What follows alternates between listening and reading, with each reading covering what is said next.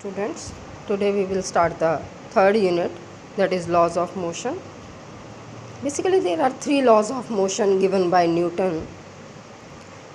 First law है every body remains in the state of rest. कोई भी body जो है वो रेस्ट पोजीशन पे रहेगी या मोशन में रहेगी जब तक उसको बाहर से फोर्स नहीं लगेगी. That is either v is equal to zero और v is equal to constant. v is equal to zero means body is at rest और v is equal to constant means body is in uniform motion.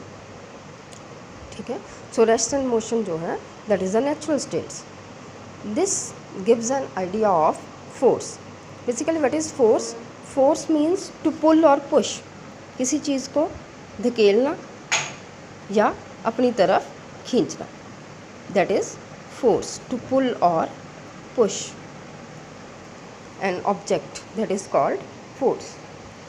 First law is also called law of inertia. Inertia बच्चे basically क्या चीज़ है? inertia ये body के बीच में, किसी भी बॉडी में ये एक छुपी हुई प्रॉपर्टी होती है जो बॉडी को कंपेल करती है कि तू जिस स्टेट में है उसी स्टेट में रहे. अगर बॉडी रेस्ट में है तो वो बॉडी को कंपेल करेगी कि तू रेस्ट पोजीशन पे रहे. अगर बॉडी मोशन में है तो वो बॉडी को क्या बोलती है कि तू मोशन में रहे. तो inertia basically what is this? It is an inherent property of the body.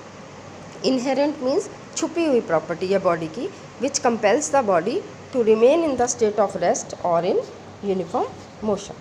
Inertia is of three types: inertia at rest, inertia in motion and inertia of direction. inertia at rest क्या है? Rest का inertia जो body को compel करता है कि तू rest position में है तो तू रेस्ट में ही रहे. inertia of motion क्या है? ये ऐसा inertia है जो कंपेल करेगा बॉडी को कि तू मोशन में है, ठीक है, तो मोशन वाली स्टेट में ही बॉडी रहे. ठीक है. इनर्शिया ऑफ डायरेक्शन क्या है? जो बॉडी को कंपेल करता है. जब हम कार चलाते हैं तो हमारे अंदर से आवाज़ आए कि हमने टर्न नहीं लेना, हमने सीधे ही जाना है. ठीक है. That is the inherent property of the body which compels the body to remain in the state of remain in the natural state. जो तेरी स्टेट है उसी में रहे, तूने नहीं अपनी स्टेट को चेंज करना. ठीक है. तो इनर्शिया ऑफ डायरेक्शन क्या है?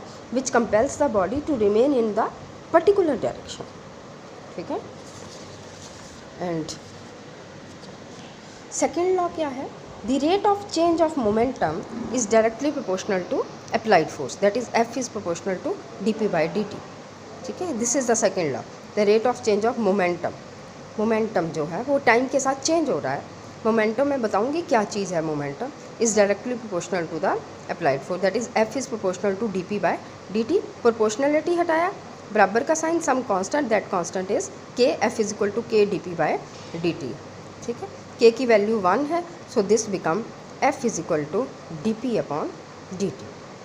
क्लासिकल मैकेनिक्स में हमने की थी, मैकेनिक्स शुरू की थी जब सेकेंड यूनिट में, उसमें मैंने बताया था कि velocity of an object is very very less than C.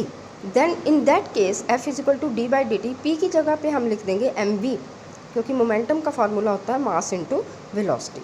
So this become F is equal to M A. ठीक है. क्वांटम मैकेनिक्स का आप रहने दो. ठीक है. सो हमने फर्स्ट लॉ और सेकंड लॉ के बारे में पढ़ लिया. फर्स्ट लॉ क्या है? जो बॉडी जो है वो रेस्ट पोजीशन में रहेगी या मोशन में रहेगी जब तक उसको बाहर से फोर्स नहीं लगती है. अदरवाइज़ वो जिस पोजीशन में है उसी पोजीशन में रहे. ठीक है. फोर्स क्या होता है?